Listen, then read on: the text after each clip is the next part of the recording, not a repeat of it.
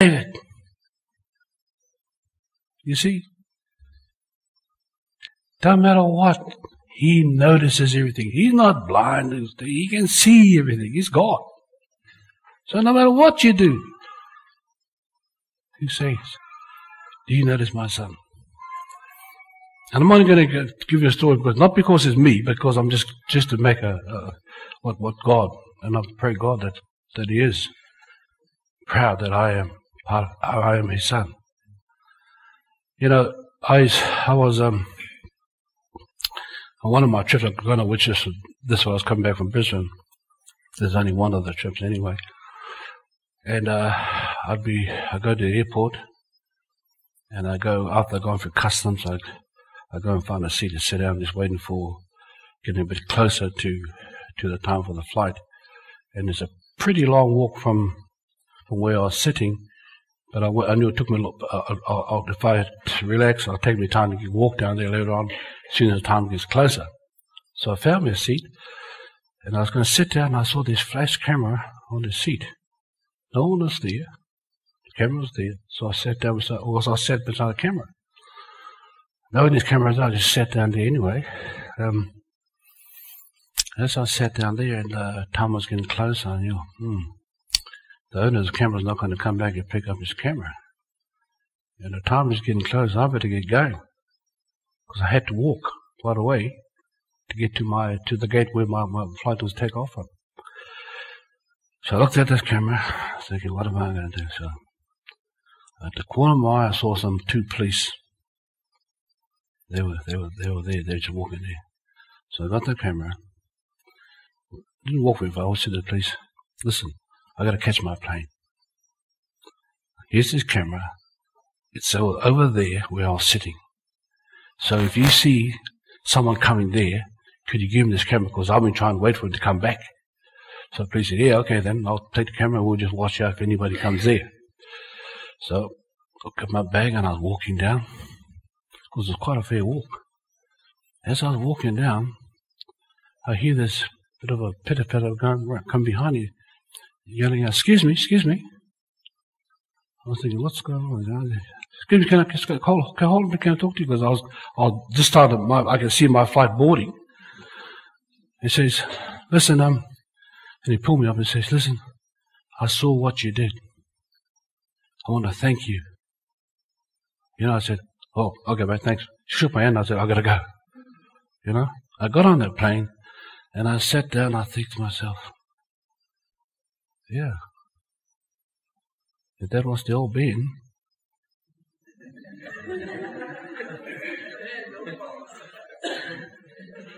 that was the old Ben. The camera would be going with me onto the plane, and he'd be chasing me off with his camera.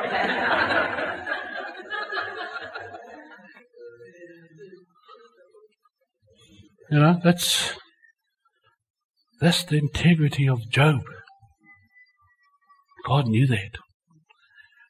The thing about Job was he feared God. He feared God.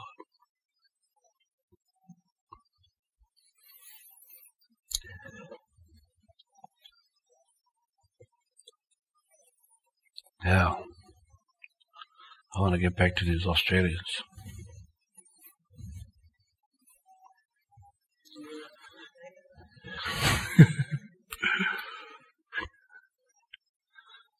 Yeah, this is probably the most interesting part I found about the scripture. I will bless thee, and I'll curse those who curse you, and I'll bless those who bless you. Okay? Just hang on to the word, I will bless those that bless you. Well, there was this, there was a bit of a confrontation in Israel. I think it was in 1948. And what happened was the Turks were held up and had Jerusalem in captive. They actually kept it. They had Jerusalem. I might have to read a few things what I've got here.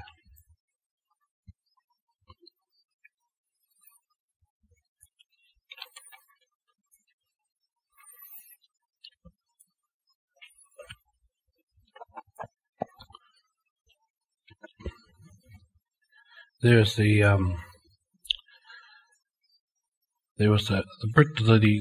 Australians were under the command of the British at that time, and the British were hammering to liberate the Jews, from the Turks who were held up in Jerusalem. And they would go across this. There was a big barren land they had to go across to defeat the Turks.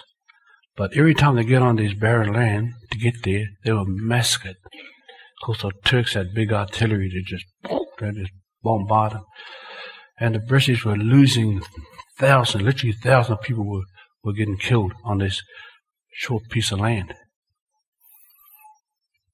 And what they were fighting over was over Abraham's wells. Okay? Became Jacob's wells, but the original Abraham's wells. And because they needed the wells because they were running out of water. And they needed water.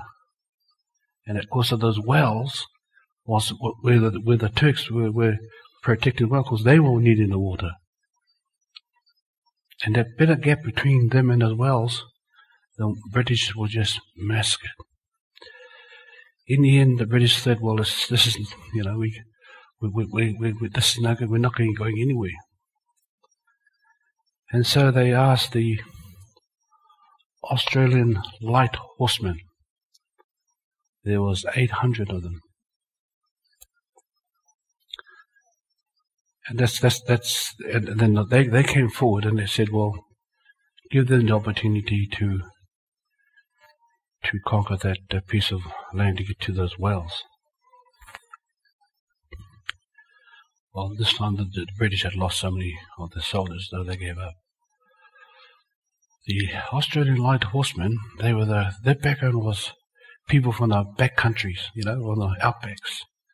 And some of them were Aborigines. 800 of them. It's called the Australian Light Horsemen. That was their brigade. And before they went out to fight their battle, that night they got their minister to pray with them, and they all had a Bible reading together. They read the Bible, and God's promises will protect them.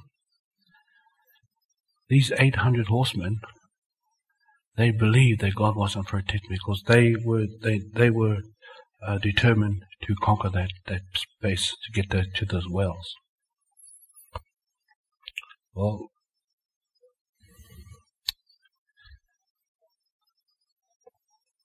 they said they went so fast because they're light horsemen. They're no heavy gears. They were so fast, and they said, and the horses can smell the water too, because they were thirsty, because they were dying of thirst, and they just went so quick. By the time the Turks woke up, they were there. They never. But the story was, they said that when they saw them, and it came from the Turks themselves, what they saw was angels above them and beside them, as they were riding. They saw angels. Their own enemy, they told a story. The Jews told a story. That's the history of the Australian light horsemen. The other soldiers, they go in there with all their big artillery, and they were massacred. But these they were so quick, so fast, and they came from our country, and some of them were Aborigines. They went in there, and before they knew it, their guns were that high to bombard them. By the time they got their guns down, they were there. And they massacred them. They only lost 35.